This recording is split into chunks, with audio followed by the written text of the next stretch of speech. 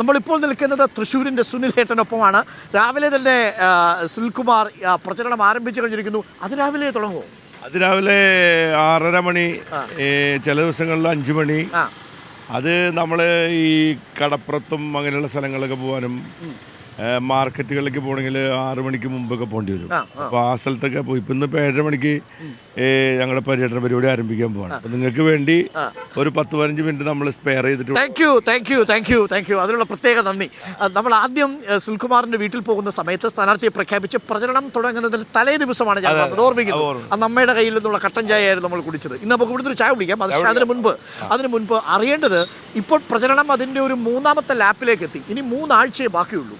എന്താണ് ആദ്യത്തെ അതേ ആത്മവിശ്വാസമുണ്ടോ? ആത്മവിശ്വാസം ഇരട്ടിച്ചോ?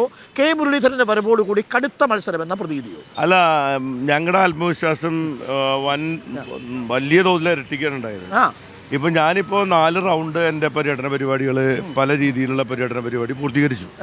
അതിൽ ഓപ്പൺ ജീപ്പിലുള്ള പര്യടന പരിപാടി 1 റൗണ്ട് എല്ലാ മണ്ഡലത്തിലും പൂർത്തീകരിച്ചു കഴിഞ്ഞു.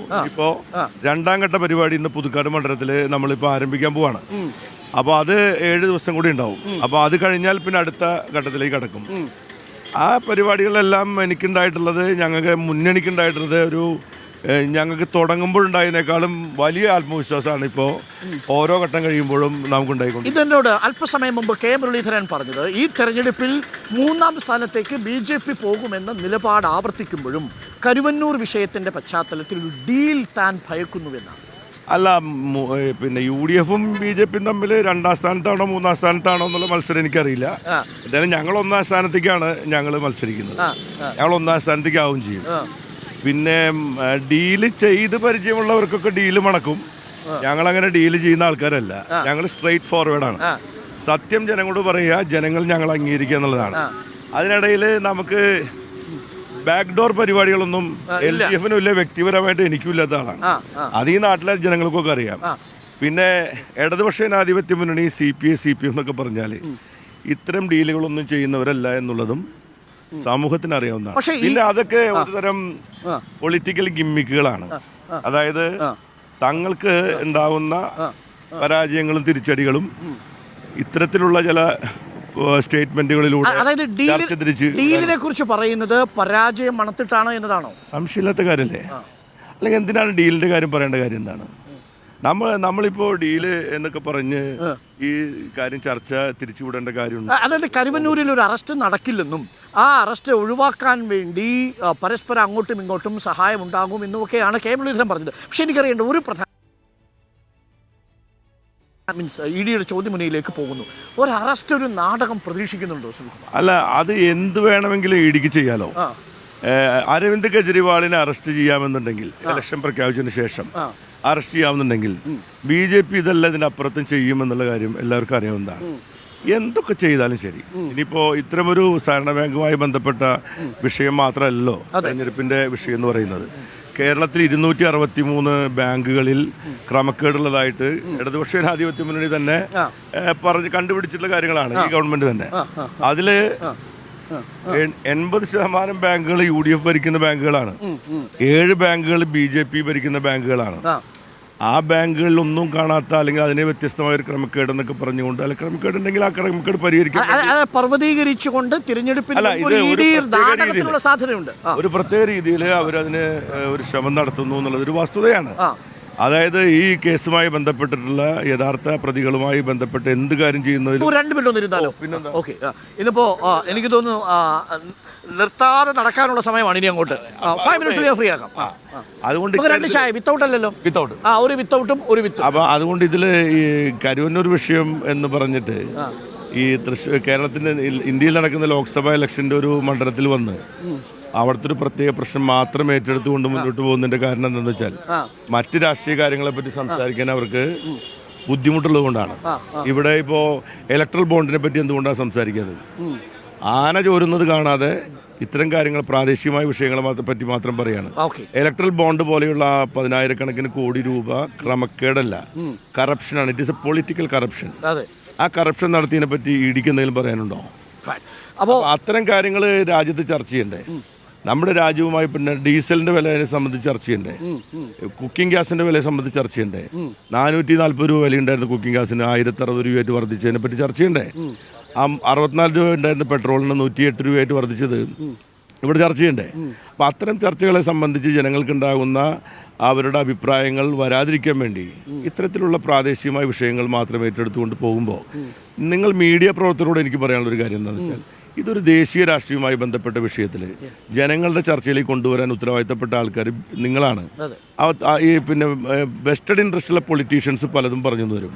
നിങ്ങൾ മീഡിയ പ്രവർത്തകരാണ് ജനങ്ങളെ ശരിയായ രീതിയിലേക്ക് ചർച്ചയിലേക്ക് കൊണ്ടുവരുന്നത്. എന്തുകൊണ്ട് നിങ്ങളത് ചെയ്യുന്നില്ല എന്ന് എനിക്ക് മനസ്സിലാവുന്നു.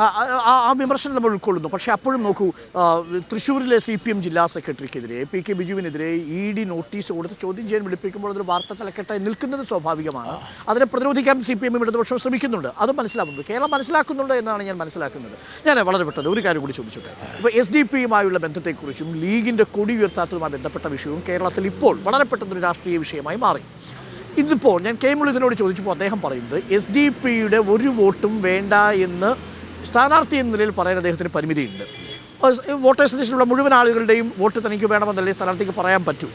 SDP-യുടെ വോട്ട് വേണ്ട എന്നുള്ളത് SDP-യുടെ സംഘടനയെ പ്രതിനിധീകരിക്കുന്ന ആശയത്തോട് UDF ഐക്യപ്പെടുന്നില്ല എന്നത് UDF-ന്റെ നയമാണ്. അതിനോട് അദ്ദേഹം ഐക്യപ്പെടുന്നുണ്ട്. അപ്പോൾ താങ്കളുടെ നിലപാട് എന്താണ് ഈ വിഷയം? അല്ല, അത് ഞങ്ങളുടെ നിലപാട്. ഞങ്ങൾ ഒരു വർഗീയ കക്ഷിയുടെയും വോട്ട് ഞങ്ങൾക്ക് വേണ്ട നിലപാട് തന്നെയാണ് ഞങ്ങൾ. അത് ഒരു SDP-യുടെ വോട്ടും താങ്കൾക്ക് വേണ്ട. ഇവിടുത്തെ ഒരു മതവർഗീയതയുമായി ബന്ധപ്പെട്ട് തീവ്രവാദം പ്രചരിപ്പിക്കുന്ന ഒരു പ്രസ്ഥാനത്തിൻ്റെ വോട്ടുകൾ നമുക്ക് വേണ്ട. ഇവിടുത്തെ ജനങ്ങളുണ്ട്, സത്യസന്ധമായി രാഷ്ട്രീയ പ്രവർത്തനത്തെ സ്നേഹിക്കുന്ന അംഗീകരിക്കുന്ന ജനങ്ങളിവിടെയുണ്ട്. പക്ഷേ ഒരു 10,000-12,000 വോട്ട് ഒരുപക്ഷെ നിങ്ങൾ ആളുകളുടെ ഇവിടെ വോട്ടുകളുടെ എണ്ണം നോക്കണം എന്തിനാണ്? നിങ്ങൾ നിലപാടല്ലേ നോക്കേണ്ടത്.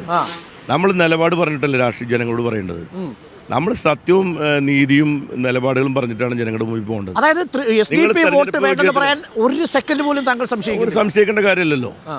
എന്തിനാണ് സംശയിക്കേണ്ട കാര്യം? എന്താണ് നമ്മൾ ഈ നാട്ടിലെ ജനങ്ങൾ, ഇവിടുത്തെ എല്ലാ ജനവിഭാഗങ്ങളും, നിങ്ങൾ പിന്നെ നമ്മൾ പല ആൾക്കാരും ക്രിസ്ത്യൻസിന് ഇത്ര വോട്ടുണ്ട്, മുസ്ലിംസിന് ഇത്ര വോട്ടുണ്ട്, ഹിന്ദുക്കൾക്ക് ഇത്ര വോട്ടുണ്ട് എന്നൊക്കെ പറയുന്നുണ്ട്. ഇവിടുത്തെ മനുഷ്യരെ പറ്റി സംസാരിക്കാത്ത എന്താ? എന്തിനാണ് മനുഷ്യരെ ഇങ്ങനെ ജാതിയും മതവുമായി വേർതിരിക്കുന്നത്? എന്തിനാണ്? വോട്ടുമായി ബന്ധപ്പെട്ട് മാത്രമാണോ നമ്മളിവിടെ പ്രവർത്തിക്കുന്നത്? ഈ വോട്ട് കഴിഞ്ഞാലും നമുക്കിവിടെ ജീവിക്കണ്ടേ? അതായത് SDP-യുടെ വോട്ട് വാങ്ങി ഞാൻ പറഞ്ഞ സംഘടനയാണ്, മുസ്ലിം എന്ന അർത്ഥത്തിലല്ല. SDP എന്ന് പറയുന്ന സംഘടനയുമായി ഒരു തരത്തിലുള്ള ബന്ധത്തിനും ഇല്ല എന്ന നിലപാട് ആവർത്തിക്കുമ്പോഴും SDP വോട്ട് വേണ്ട എന്നൊരു സ്ഥാനാർത്ഥി പറയുകയാണ്. അല്ല, അത് സ്വാഭാവികമാണല്ലോ. ഞാൻ പറയുന്നത് ഒരു മുന്നണിയുടെ ഒരു അഭിപ്രായമാണ് ഞാൻ പറയുന്നത്. ഞാനൊരു വ്യക്തിയല്ല. എനിക്ക് എൻ്റെ മുന്നണിയും എൻ്റെ പാർട്ടിയും പറയുന്ന നിലപാടിനാണ് ഞാൻ നിൽക്കുന്നത്. ഞാൻ വ്യക്തിയായിട്ട് നിലപാട് സ്വീകരിക്കാൻ എനിക്ക് കഴിയില്ലല്ലോ. എൻ്റെ മുന്നണി നേതാക്കന്മാരായിട്ട് നിങ്ങൾ സംസാരിക്കും, അവർ പറയും അതിൻ്റെ കാര്യങ്ങൾ, അവർ പറയുന്നതാണ് എൻ്റെ നിലപാട്. അവരോട് ചോദിക്കും. അതിന് ഇപ്പോൾ 10,000-5,000 വോട്ടിൻ്റെ വ്യത്യാസം വന്നാൽ പോലും താങ്കൾക്കൊരു നിലപാടുണ്ട് എന്ന് താങ്കൾ ഉറപ്പിച്ചു പറയുന്നു. SDP വോട്ട് വേണ്ട എന്ന് പറയുന്നതിലൂടെ അത് ടു റിസ്കി സ്റ്റേറ്റ്മെന്റ് ആണോ എന്നതാണ് എൻ്റെ ചോദ്യം. അല്ല, ഞാൻ ചോദിക്കുന്നത്, ഞാൻ നിങ്ങളോട് പറഞ്ഞല്ലോ, ഞാൻ ഏതെങ്കിലും ഒരു പ്രത്യേക വിഭാഗത്തെ പറ്റി മാത്രമല്ല പറഞ്ഞത്. വർഗീയതയുമായി ബന്ധപ്പെട്ട് നിൽക്കുന്ന, അല്ലെങ്കിൽ വർഗീയത അവരുടെ രാഷ്ട്രീയ അജണ്ടയായി കൊണ്ടു നടക്കുന്ന ഒരു പ്രസ്ഥാനത്തിന്റെയും വോട്ടുകൾ തേടിയ RSSന്റെ ആണെങ്കിലും ശരി, SDP-യുടെ ആരെയാണെങ്കിലും ശരി, ഞങ്ങൾ അവരായിട്ടൊന്നും അങ്ങനെ ബന്ധപ്പെടാൻ ഞങ്ങൾക്ക് താല്പര്യപ്പെടുന്നില്ല. അത് ഞങ്ങളുടെ പോളിസിയുടെ ഭാഗമല്ല. ശരി, ഈ ലീഗിന്റെ പച്ചക്കൊടി ഉയർത്താൻ കഴിയാത്ത പോയതിനെ കുറിച്ച് ഞാൻ അല്പസമയം മുമ്പ് ചോദിച്ചപ്പോൾ അദ്ദേഹം പറഞ്ഞത് ഒരു പ്രചരണ തന്ത്രമാണ്. എന്താണെന്ന് വെച്ചാൽ BJP വലിയ രീതിയിൽ അതൊരു പ്രചരണ വിഷയമാക്കി ഒരു കെണി തുറന്നു വെച്ചിരിക്കുമ്പോൾ ആ കെണിയിലേക്ക് പോകേണ്ടതില്ല. കെണിയാണ് ഉത്തരയിൽ പാകിസ്ഥാൻ എന്ന് പറയുന്നൊരു വലിയ പ്രചരണം നടത്താൻ പോകും. ഞാൻ ചോദിക്കട്ടെ, മുസ്ലിം ലീഗുമായിട്ട് ഇവിടെ കൂട്ടുകൂടാമെങ്കിൽ അവരെ കൊടി ഉപേക്ഷിക്കുന്നതിനാണ്. അവരുടെ കൊടിയും കോൺഗ്രസിൻ്റെ കൊടിയും അവരുടെ രാഷ്ട്രീയ നയത്തിൻ്റെ ഭാഗമല്ലേ. അപ്പോൾ ആ രാഷ്ട്രീയ നയം അവർക്ക് ഉപേക്ഷിക്കുന്നതിന് യാതൊരു മടിയില്ല എന്നല്ല അർത്ഥം. ഇതുകൊണ്ടാണ് കോൺഗ്രസ് നേതാക്കന്മാരൊക്കെ ഇരുട്ടി വെളുക്കും മുമ്പ് BJP-യിലേക്ക് പോകുന്നത്. മനസ്സിലായില്ലേ?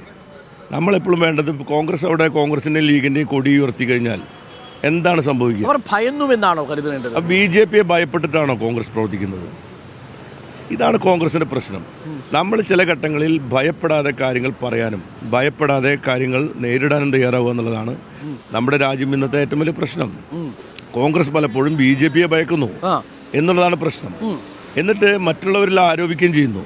അതല്ല കാര്യം. ഞങ്ങൾ കോൺഗ്രസിൻ്റെ ഒരു സമുന്നത നേതാവായിട്ട് രാഹുൽ ഗാന്ധിയുടെ പരിപാടിയിൽ നിന്നും കൊടി ഒഴിവാക്കുന്നത് എന്തുകൊണ്ടാണെന്നുള്ളതിന് മറുപടി അവർ പറയേണ്ടതാണ്. ആ മറുപടി പറഞ്ഞിട്ട് പ്രചരണ തന്ത്രം എന്ന രീതിയിൽ ഒരു കെണിയിൽ വീഴാതിരിക്കാനുള്ള ഒരു മുൻകരുതലായിരുന്നു. അവിടെ മാത്രം വല്ല കെണി വെച്ചിട്ടുണ്ടോ? കേരളത്തിലെമ്പാടും കെണി വയ്ക്കാത്ത എന്താ? മലപ്പുറത്ത് കെണിയില്ലേ? അപ്പോൾ നിങ്ങൾക്ക് ഈ വീഡിയോ എടുക്കുന്നത് നിങ്ങൾക്ക് അവിടെ എടുക്കാമല്ലോ. പിന്നെ വയനാട് മാത്രമല്ലല്ലോ ഈ കെണിയുള്ളത്. പിന്നെ അപ്പുറത്ത് കെണിയില്ലേ? അപ്പോൾ കെണി കേരളത്തിലെ എല്ലാ സ്ഥലത്തും വെച്ചിട്ടുണ്ടാവില്ലേ BJP? അവിടെ മാത്രമായിട്ട് വല്ല കെണി വെച്ചിട്ടുണ്ടോ? Big question. അതൊരു വലിയ ചോദ്യമാണ്. ആ കെണി വയനാട്ടിൽ മാത്രമാകുന്നത് എന്ത്? അത് കൊടുക്കുന്ന സന്ദേശം തെറ്റാണ്. അത് തെറ്റല്ലേ? നമ്മൾ കോൺഗ്രസിനെ പോലെയുള്ള രാഷ്ട്രീയ പ്രസ്ഥാനങ്ങൾ വളരെ ശക്തമായിട്ട് നിലപാട് സ്വീകരിച്ച പണ്ഡിറ്റ് ജവഹർലാൽ നെഹ്റുവിൻ്റെ പാർട്ടിയാണ്. അവരാണ് ഈ പറയുന്നത്. അല്ലെങ്കിൽ പിന്നെ അവരെന്ത് പറയണം? പണ്ഡിറ്റ് ജവഹർലാൽ നെഹ്റു ലീഗിനെ പറ്റി പറഞ്ഞ പോലെ പണ്ട് ചത്ത കുതിരയാണെന്ന് പറഞ്ഞൊരു സ്റ്റേറ്റ്മെൻ്റ് ഉണ്ട്. പണ്ടത്തെ ഹിസ്റ്റോറിക്കൽ സ്റ്റേറ്റ്മെൻ്റാണ്. അല്ലെങ്കിൽ ലീഗുമായിട്ടുള്ള ബന്ധം ഉപേക്ഷിക്കാൻ അവർക്ക് കഴിയുമോ? അതായത് ചത്ത കുതിരയാണോ എന്നുള്ളത് കോൺഗ്രസ് വ്യക്തമാക്കണം. അല്ലെങ്കിൽ കൊടി എന്തിനാണ്?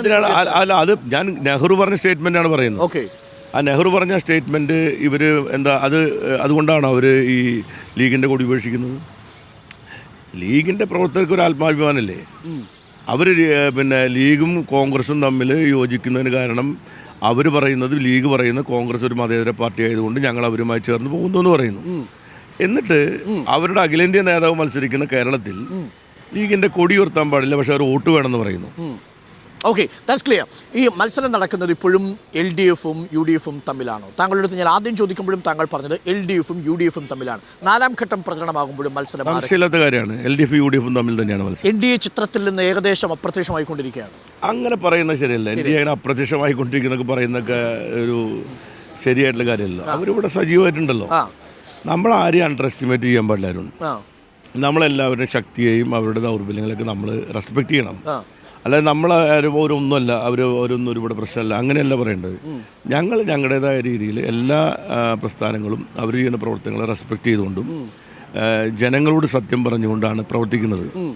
ഞങ്ങൾ പറഞ്ഞല്ലോ, ഞങ്ങൾക്ക് സ്ട്രെയിറ്റ് ആയിട്ടുള്ള നിലപാടുള്ളൂ, അല്ലാതെ വളവും തിരിവൊന്നുള്ള പ്രവർത്തനം എന്തായാലും എൻ്റെ മണ്ഡലത്തിലുണ്ടാവില്ല. പിൻവാതിൽ ഇടപാടുകളില്ല, ഒന്നും ഉണ്ടാവില്ല.